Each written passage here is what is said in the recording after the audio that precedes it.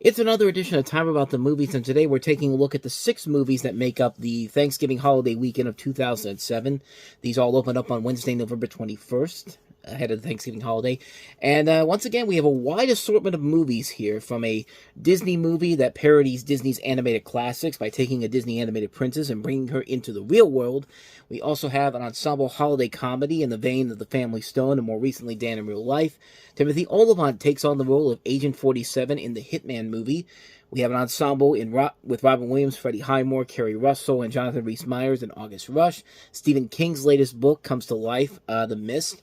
And many people play Bob Dylan before Timothy Chalamet took the role recently in I'm Not There. So we have a lot of films to get to here. I'm already wasting so much of your time already, so let's just go ahead and jump on into it. We'll start off, of course, with the biggest new release of the weekend, which was Amy Adams in Disney's Enchanted.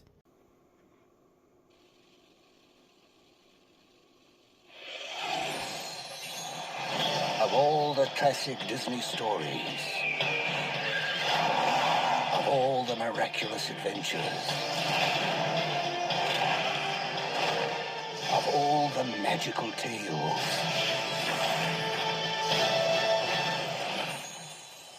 there has never been anything like Enchanted. Thank you. Because no other story has ever taken you to a land as strange and terrifying as ours. Oh my. I was wondering if one of you might direct me to the castle. Watch it, will you? Grumpy. Nobody's been very nice to me. Yeah, well, welcome to New York. Thank you. Giselle, I will rescue you! Now, Who's gonna rescue me? I seek a beautiful girl. I'd like to find one of them too, you know? Their world and our world I think she may be a real princess. are about to collide. All right, everyone. Let's tidy things up. Oh my gosh. And nothing will ever be the same. This November, How does she know? Don't sing. It's okay. You know, let's just walk. one ordinary man will have to get them back home before time runs out. Magic Mirror, I beg you. Tell me where she is. Reporting from 116th and Broadway. 116th and Broadway. Thank you, Mirror. Walt Disney Pictures presents the motion picture event of the holidays.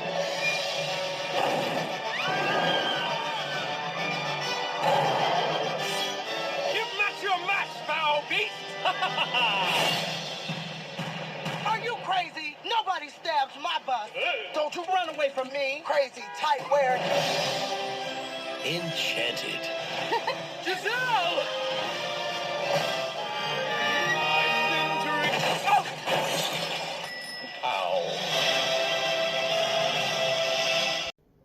God, James Marsden is so funny in this movie. In fact, everybody in here plays their parts very well, for the most part. But we'll eventually get to that later on here. But as you see from the trailer, you have an atypical Disney princess named Giselle, who is exiled from her animated world into the live-action world of New York City. And as you can see, this is both an homage and also a self-parody of Disney's animated features, which makes a lot of numerous references to past works through the combination of live-action filmmaking, traditional animation, and CG, and it even has a couple of notable Disney princesses dispersed throughout the movie. Jodie Benson's in the movie, Paige O'Hara, and of course a future Disney princess in Idina Menzel, who actually becomes a queen later, Queen Elsa, with Frozen. But you also have Alan Menken and Stephen Schwartz, who wrote many Disney songs, so there's a lot of people very familiar with Disney all across the board. In fact, the animation is done by a Disney animator, James Baxter, one of the most prolific Disney animators ever, and just animators of all time, if you've ever seen his work before. And, yeah, the movie is doing a very good job of selling you on what the film is. It's a very good self-parody, self-satirical, but a loving homage to the classic Disney animated movies. And, you know, you got a really good cast that's working with their butts off here to make it work. I mean, Amy Adams is just pitch perfect as Giselle. She is just such a delight to watch in this movie. her chemistry with Patrick Dempsey is very good in this movie too, and like I said, James Marsden is one of the great things about this movie. If it's not Amy Adams breaking out here, James Marsden is absolutely hilarious in this movie. Like, anytime he's on screen, like, he is so uplifting in this movie, and it just shows how much he could have been a really big leading star. They given him the right roles to work with here. He was on a good stretch from this at this point, like Hairspray, and then this movie, and then he'd be one of the few bright things about 27 Dresses coming up in a couple months. But you know, everything about this movie really does work. There's a lot about it that works very well. The animation early on is really good to watch. The story is very impressively told. It's a really fun homage to Disney classics. I mean, the music is really good. If there's one thing that this movie has against it that I could honestly say is really the worst thing about it, it's unfortunately Susan Sarandon as the villain. Now, she as the evil queen is perfectly fine. I think she's a serviceable villain in here, but when she turns into the dragon at the end of the movie, they've been setting this up all movie long, that she could turn into a dragon, and she can use that power to take over. And the whole climax of the movie is just this really terrible looking CG dragon in New York City, just doing nothing but spurring out, the typical, cliched riddled lines, and it gets so annoying so fast, and it's just like, man, this movie was working all the way across the board until we got to that point, and at that point, that's when the movie started to lose me a little bit here, and it really could have taken me out of the movie completely, but like I said, it's really something where, it almost knocks the movie down a peg for me, but it's good. I'll give it credit that it's not enough to make me completely lose the movie altogether. I still had a really good time watching the film overall. I still think it's a really good film. If the queen character was written better and there was much better lines for her instead of just, typical cliched lines that you expect a villain like her to say, and like a better design in general, then this movie would be one of the pitch perfect movies Disney's ever made. But as it is, it's still a really good movie. It's still a really impressively made film, and it's just a ton of fun all across the board. It's a very good, very smart, very funny homage and satirical comedy centering around the Disney features, the classic Disney animated films, and it works very well for the most part. If the last 15 minutes of the movie would have been better, this would have been a classic film all across the board. But as it is, it's a really good movie, and I'll say this: avoid the sequel, because the sequel that came out almost 15 years later on Disney Plus was really not that good. But there's one more thing I want to bring up about this movie that I thought was actually kind of humorous. This was a movie that was in development for quite some time, and believe it or not, the original intent of this movie was an R-rated comedy. Like, it was supposed to be originally a racier R-rated movie, and they took it to Touchstone Pictures, and and they decided not to go along with it and just basically decided to rework the script a little bit more. Probably because they tried to do something similar with Cool World a couple years earlier in the 90s, and that didn't work out so well.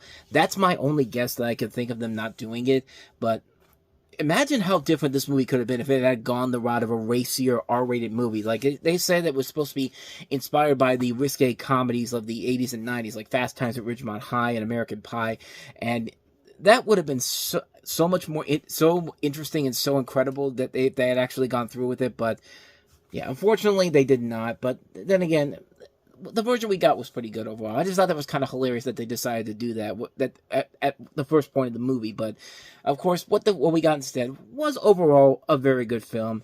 The ending just needed to be a little bit better. So now, with all that said, let's go ahead and move on to the next movie we have here, and that is This Christmas. Got a name, Holmes? She did always like him articulate. They celebrate the holidays like no one else. You were naughty last night. Technically, yes. Ho, ho, ho. This Wednesday, bad girl, welcome to the family. Your new Escalade. Can I try that? This is not funny. No, it's not, but I'm going to keep drinking until it is. This Christmas, rated PG-13, opens everywhere Wednesday. So, like I said before, this is very much in the same vein as The Family Stone and Dan in Real Life. It's a movie where you have a family coming back together for the holiday season, and this time you have the Whitfield family, whose eldest has come home for the first time in 4 years, And you have a cast that includes Delroy Lindo, Idris Elba, Loretta Devine, Chris Brown, Columbus Short, Regina King, Keith Robinson, Laz Alonso, Sharon Leal, Lauren London, Mekhi Phifer, Jessica Stoop. I mean, there is a lot of talented people all across the board in this movie, and yeah, like I said before, the movie definitely very much is in the same vein as, The Family Stone, Nothing Like the Holidays. In fact, the trailer literally is the same dialogue from the Family Stone trailer, where there's a part where, the trailer announcer goes, "There's nothing like the holidays to bring the family together." And in this movie, in this trailer, it's literally the same thing. They literally started off with, "There's nothing like the holidays that brings a family together." And yeah, it is literally a been there, done that type of movie before that we've seen done to death before so many times. This is a film that could easily have been just a generic, bland, in your face movie that could have been just so annoying and so not worth it. But it's those performances by these really damn good actors that really elevates this film to a whole nother level and makes it something that's pretty damn watchable and lovable to watch. I mean, I like watching this one a lot every holiday season. It's a movie that just features a lot of actors I really do like, a lot of great underrated actors in here. I mean, a lot of good talent all across the board here. And it's really funny stuff. It's really good. It's a really good mix of comedy and drama, and a lot of great actors all across the board here. A lot of great music in this movie done by Neo. It is Neo. No, it's not Neo. It's Chris Brown. I'm thinking of what was the other? Wasn't there another Christmas movie that Neo was in? I got it confused. I thought Neo was in this film, but no, it's not. It's Chris Brown, and yeah, you see in the movie that the guy's still a pretty damn good singer, and they do a really good job of balancing out the comedy and the drama in here. And as I said before, like, if your movie can work because the performances are really selling it, then the movie can succeed on its own merits, and it definitely does in this case here. The performances in here are really strong all across the board. You really do get attached to every character involved in the movie, and it's very well done. It's a really engaging film that has a lot of things about it that I really do like about it. I like getting to know these characters a lot. I like seeing their trials and tribulations. I like the fact that everybody in here seems like realistic characters in any way, shape, or form, and it really helps when you have a very talented cast that can make this work overall. It's a movie I really do like watching every year. Like, I don't know what it is. It's what these movies in general. It could be like stuff like this, stuff like Nothing Like the Holidays. Every one of these movies is very much the same thing. It's the same formula over and over again. But because they have so many good people involved in the cast that can bring something new to it and do something that's a little bit different from other performances similar to other movies, that's where I think the movie can really shine in general. I think it's a very well-made film, a really good film over across the board. It's not a classic movie by any means necessary, and not really one of the best holiday movies ever, but considering that this is the season that gave us Fred Claus, I would rather take this movie over Fred Claus any day of the week. It's definitely a really good film. If you didn't get to see it this past holiday season, I highly recommend checking it out this holiday season, because it is definitely worth the watch in the end. So that is this Christmas. So let's go ahead and get into the movies that should be nowhere near the holiday season, but somebody at Fox had the bright idea to say, what we need to put out on Thanksgiving weekend? A motion picture adaptation of the video game Hitman.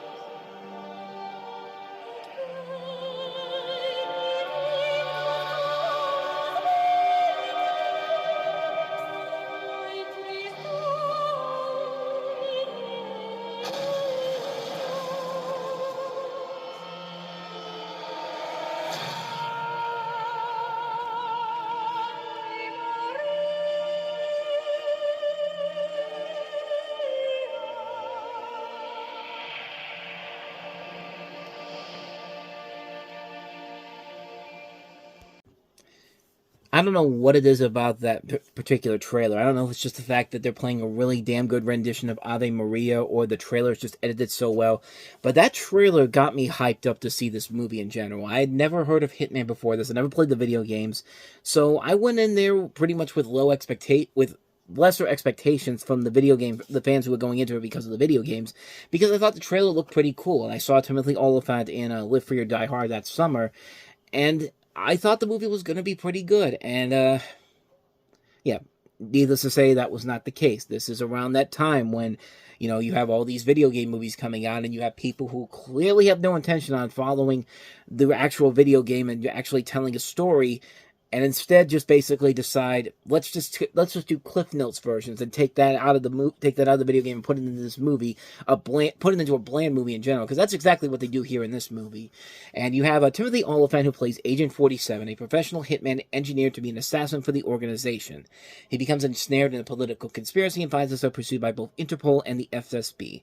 You have Dougray Scott and also Olga Kurylenko in the movie as well, in the first of 3 movies back-to-back where, there's scenes with her where they're clearly looking like they're about to have sex, and this is a woman that clearly has a body that literally looks like she's about to take her clothes off. And with this, Max Payne and Quantum of Solace, for some reason, she does not get naked whatsoever, and it's just like, then what's the point of her being here if she's not? Is she gonna act in the movie? Okay, she does. She's okay in this, I guess, but if there's anybody that actually does a pretty good acting job in here, it is Timothy Olyphant. I think he really is the best thing about the movie in general, because you could tell he loves the video games, and he knows how the Agent 47 should be acting in this. Unfortunately, everything else about the movie doesn't work, and it's like I said before, it's just the fact that you have all these people coming together to make a movie based off the video games, and instead of getting people who know the video games and know exactly what they need to do to make this video game adaptation be more similar to the video game, they're just taking little pieces and just adding it into a very generic plot that could be done in any other movie whatsoever, and that really hurts the film in the long run. It's a film that really could have been something really good, but it goes down the same predictable route that most bad video game adaptations go through. And despite Timothy Olyphant trying his best to save the film, it's just not enough to save the film in the end. And there was a reboot that came out not too long after this with Hitman Agent 47. Even that one didn't work very well in general. And there's so much possibility of what a Hitman TV series or a Hitman movie or a TV series can really do in general. But unfortunately, there hasn't been anyone out there that can really get the true potential of what Hitman should be like in a feature film or a television series. Hopefully that day will come sooner rather than later, because there is so much potential with what you can do with this character if you get the right people involved in it. And in this movie, it definitely was not that. Even though, like I said, Timothy Olyphant was the best thing about the movie, the rest of it, not so much. Despite that really promising trailer, it really was just one of the few things that kept the movie from staying relevant in any way, shape, or form, unfortunately. So, a hard skip on Hitman. So, with that said, let's go ahead and move on to our next movie, and that is August Rush. Every dream has a sound. Do you know what music is? A harmonic connection between all living beings. It's the connection they could never forget. Dad. You have to give the baby a... The music he plays. If I could learn how to play, my mother and father might find me. And the bond. I've waited 11 years to find out that he's alive. That could reunite them. August Rush. Rated PG. Starts November 21st. Special sneak preview this Saturday night. And yet we have another one of those give us an Oscar movies, because, yeah, this is a film that is very much your typical Oscar bait movie, where you have a story that involves Freddie Highmore as an 11-year-old musical protege living in an orphanage who runs away to New York City, and he begins to unravel a mystery of who he is, while his mother, played by Kerry Russell, is searching for him, and his father is searching for her, the father played by Jonathan Rhys-Meyers. The many sounds and rhythms he hears throughout his journey culminate in a major instrumental composition that concludes with the score, August's Rhapsody. And you have Robin Williams, Terrence Howard, and William Sadler involved in this as well. But, yeah, like I said before, this is a film that is something that could have potential to work, but you look at it and you can just see they are trying so hard for that Oscar, man. They are trying to make this an awards contender here, and they're not even trying to hide it in this case. And this is done by the same team that wrote Hook, by the way, which was one of Steven Spielberg's lesser movies, but it's still a really good movie regardless. But it just felt like they really didn't have their hearts in this per se. And it'd be fine if the performances and the music were good, and the music and the performances are just mediocre at best. There's nothing about it that makes me say, this is something that I do want to see on a big screen. And no, this just feels like a TV movie that only got to the big screen because you got so many big prominent names in here, and that's just about it about this movie. There's nothing about it that makes it stand out. It's a very schmaltzy, a very boring, very bland, very generic movie. I didn't like it. Avoid it like the plague. So that's August Rush. So with that said, let's go ahead and move on to the next movie we have here, and that is Stephen King's The Mist. Mom, Dad, you gotta come see. What is that? It came without warning Shut the doors! and transformed a town. From the master of terror, Stephen King. There's nothing out there. Tie this around your waist. It'll let us know you got at least 300 feet. The mystery that surrounds them will become a fear The good book calls for blood. they may never escape. We want the gore. The Mist, directed by Frank Darabont, rated R. From Frank Darabont, the man who gave us the Shawshank Redemption, The Green Mile, and The Majestic. This is based off of Stephen King's 1980 novella of the same name, where you follow a group of people in the small town of Bridgeton, Maine, because of course this has got to take place in Maine, who become trapped inside a supermarket after a mysterious mist envelops the town, concealing deadly, Lovecraftian creatures. As fear and paranoia spreads, tensions rise among the survivors.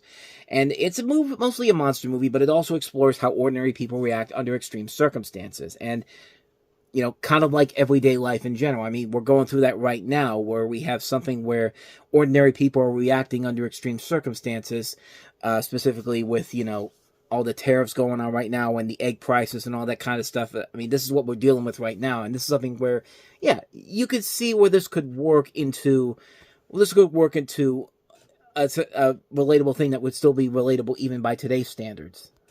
But while all this is going on, we also have a monster movie here. And the monsters are legitimately threatening in this movie, but the real monsters are the people that are inside of this building, of this supermarket, where, all their fears, all their trepidations, all their worries are in this one building. And you have all these different viewpoints coming together here, and it leads into a very engaging and intriguing character developing storyline here. And there is a notable change with the ending of the movie, where even Stephen King supported the way the ending of the movie changes. And considering I had never read the book before and had no idea what the original ending was, when I first saw the movie, I went along with it. And even today, I have no real problems with the ending whatsoever. I think they did a pretty good job of tying this back into the ideals of the original storyline here.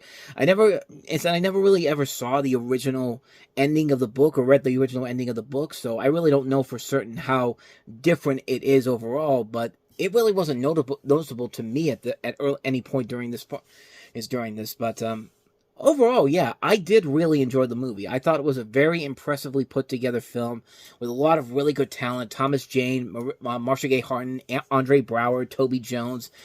A lot of really good talent, a lot of intense moments, a lot of tension-filled moments all across the board. And it's a really good film. It's a very entertaining film that I liked a lot. And I really enjoyed it. I really thought it was a very well put together film. I thought it was pretty good. I recommend The Mist. So with that said, let's go ahead and move on to the last film we have here, and that is a plethora of people playing Bob Dylan in I'm Not There. You just want me to say what you want me to say.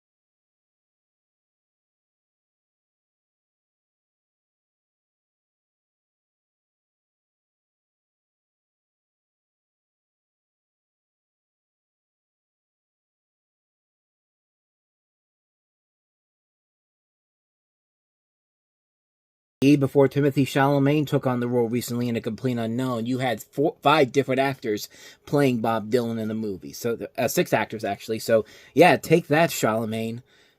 Actually, I heard Chalamet's pretty good in The Complete Unknown. I haven't seen it yet, unfortunately, but I have seen this one here, and it is a very interesting biographical film where it is inspired by the life of music and the music of American singer-songwriter Bob Dylan, where you have 6 different actors putting different versions of Dylan's public personas on these different characters. You have Christian Bale playing one, Cate Blanchett playing a version of him, Marcus Carl Franklin, a young black boy playing him, Richard Gere, Heath Ledger, in what would be his last film before he passed away in January of 2008, and Ben Whishaw, who for a lot of people this was the first time they really realized that, you know, this guy could be a really damn good actor, because he would later go on to star in the James Bond movies, and then of course would follow it up with Paddington. And, yeah, it's a really good concept overall here, and it really does work because it's very interesting seeing all these different unique people playing this persona of Bob Dylan, and they all play their parts very well, and they really do work very well for these with the characters that they have in here. All the actors play their parts very well here. Cate Blanchett really is the big breakout as Bob Dylan in this movie. She's the one that got the Oscar nomination for Best Supporting Actress, and well deserved, because she was actually pretty damn terrific in this movie. She was very well played in this, and she fit it very well. It fit it to a T. Like, she was really damn good in this movie. This is a really good film, one that did not get the attention that it deserved back then. It was a flop at the box office, even though it was highly praised by critics overall. It was a really good film all across the board. It's a film that definitely deserves a lot more attention, and I think with A Complete Unknown now coming out, and, you know, everyone kind of getting a little bit more into Bob Dylan again thanks to that movie, it might be a good time to re-experience this one again. This is a film that actually definitely deserves a lot more appreciation than it deserves, especially now with Complete Unknown coming out. So I do highly recommend checking this one out. I'm Not There. Really damn good movie. Definitely check it out. And so with all that said, we're going to wrap up this edition of Time About the Movies as we wrap up the month of November next time around with 3 movies, as we're coming out after Thanksgiving. So that means the major Hollywood studios really are not going to put out any of the big new releases. But we have 3 notable titles here to take a look at. The first one being Hayden Christensen starring in the thriller Awake. We have Philip Seymour Hoffman and Laura Linney starring in the drama The Savages. And we have The Diving Bell and The Butterflies. So we'll take a look at those 3 movies coming up on tomorrow's show. But until then, thank you so much for watching, and if you want to see more videos like this, please go ahead and hit the playlist on the next page, check out the previous episode, and also don't forget to hit the like, subscribe, notification, and the bell button, because you get updates on when new videos come out, and we do post new videos here every day. Now, with all that said, I am off. I will see you guys next time, and until then, as always, take care.